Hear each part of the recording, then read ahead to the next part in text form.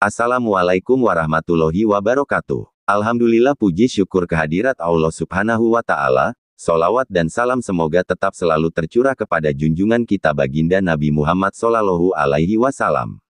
Para pemirsa yang budiman, selamat datang kembali di channel Gus Hasan Asyarif Official. Kali ini kami akan membacakan tanggapan Kiai Haji Imaduddin Utsman Al-Bantani terhadap jawaban Habib Taufik Assegaf Ketua Robito Alawiyah, dengan judul Menanggapi Ustadz Taufik Segaf Pasuruan. Ditulis pada tanggal 12 Januari tahun 2024. Ulam Filmak yang katanya Habib Taufik kepanjangan dari ulama.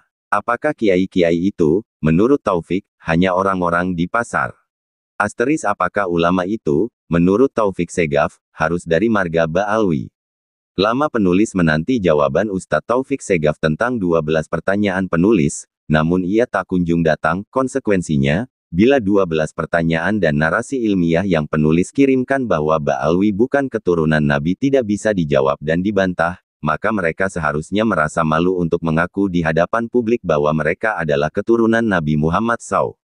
Kini telah tersebar dan telah banyak diyakini masyarakat luas, bahwa Ba'alwi bukanlah keturunan baginda Nabi Muhammad SAW.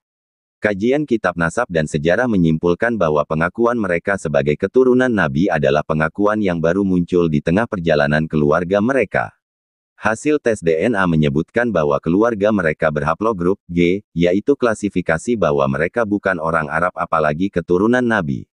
Nasab bukanlah rukun iman, di mana sebuah proposisi pernyataan harus diyakini apa adanya sebagaimana ia diperkenalkan. Nasab adalah sebuah silogisme yang tidak bisa berdiri dari ruang hampa.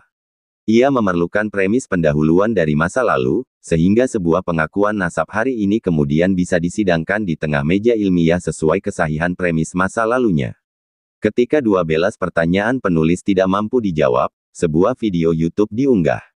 Dalam video itu, tampak Ustadz Taufik Segaf duduk di sebuah bangku dalam sebuah pertemuan, entah acara pengajian atau lainnya, lalu seseorang yang tidak tampak dalam video bertanya, "Ustadz, bagaimana kita menanggapi isu yang terkait tersebarnya terputusnya nasab Sadah Bani Alawi ini, di mana kita sebagai pecinta, kita merasa sakit hati, bahkan ada ulama yang membenarkan ucapan ini." Belum selesai ia bertanya, Taufik memotong, "Siapa ulamanya? Sekelas apa ulamanya? Ya itu kan, itu aja ya pertanyaannya."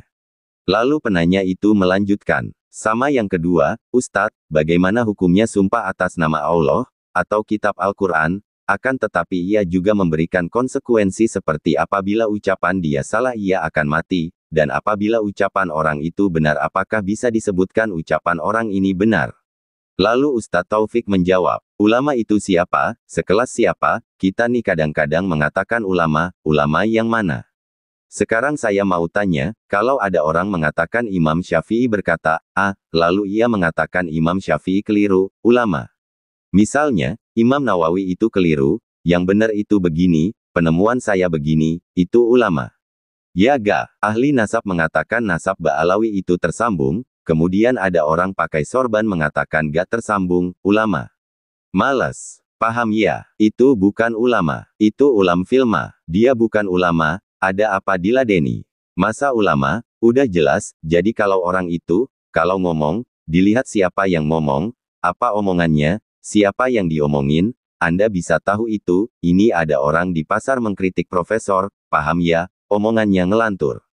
Jawaban Ustadz Taufik itu masih panjang, tetapi yang laik untuk penulis tanggapi, sepertinya, hanya sampai di sana. Karena, narasi di atas ada kaitannya dengan keterputusan nasab Ba'alwi. Jawaban lainnya, agaknya tidak terlalu perlu ditanggapi, karena hanya narasi apologetik yang tidak pantas dijawab orang-orang berilmu. Sebenarnya, jawaban Taufik yang penulis kutip itu pun tidak memenuhi standar jawaban ilmiah, tetapi itu kesempatan bagus yang bisa penulis ambil untuk mengatakan kepada masyarakat bahwa terputusnya nasab Ba'alwi itu memang merupakan sebuah kebenaran yang tidak dapat dibantah, terbukti dari ketuanya saja, ketika ditanya tentang tanggapan atau jawaban terhadapan tesis bahwa Ba'alawi bukanlah keturunan Nabi Muhammad SAW, hanya mampu menjawab dengan jawaban seperti di atas, tidak ada dalil apapun, tidak ada pendapat ulama yang disebutkan, tidak ada bantahan dari 12 pertanyaan dan narasi penulis, asteris kecuali mengelak dan memframing, bahwa yang berpendapat itu bukanlah ulama, ia hanya orang-orang di pasar. Ia mengatakan, yang membatalkan nasab Ba'alwi bukan ulama, padahal dalam surat penulis, selain penulis sematkan nama lengkap penulis, penulis pula tambahkan bahwa penulis adalah pengasuh pondok pesantren, Ketua Komisi Fatwa MUI Provinsi Banten, dan pengurus LBM PBNU. Masa pengasuh pondok pesantren bukan ulama, Ketua Komisi Fatwa bukan ulama, pengurus LBM PBNU bukan ulama.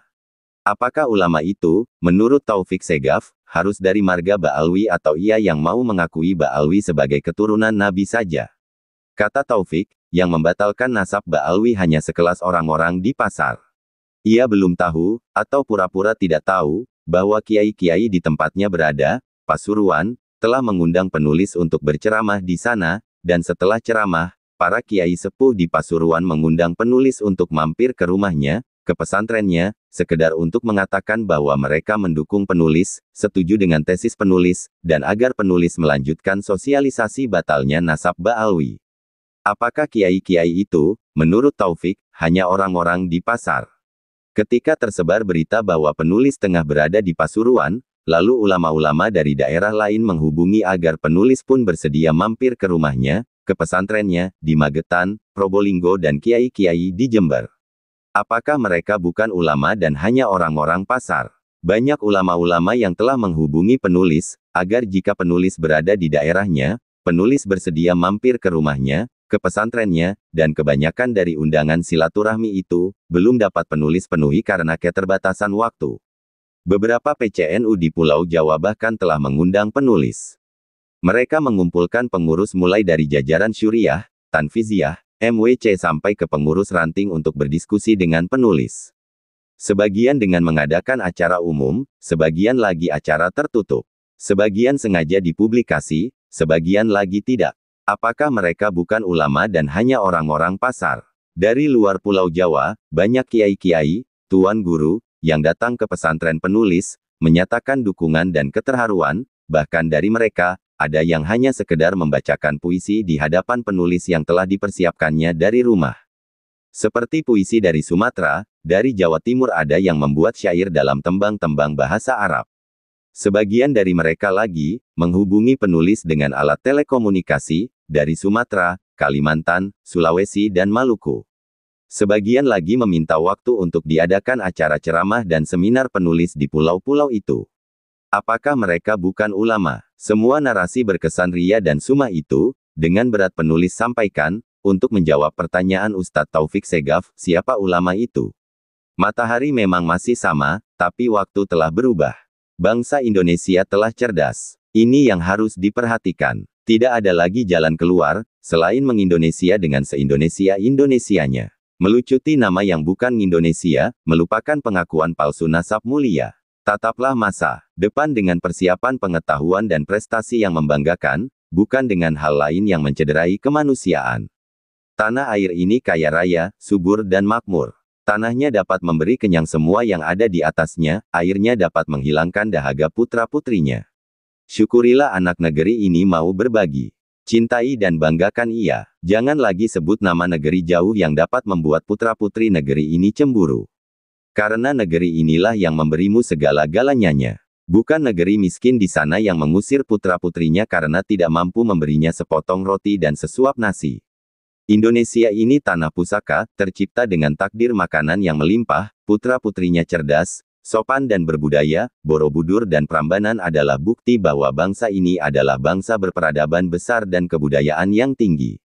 Ia hanya sejajar dengan Yunani dengan Koleseumnya, Mesir dengan piramidanya, China dengan temboknya, dan Turki dengan gobeklinya.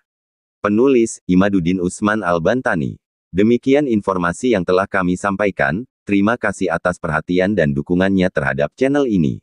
Wallahu a'lam bishawab. Wassalamualaikum warahmatullahi wabarakatuh.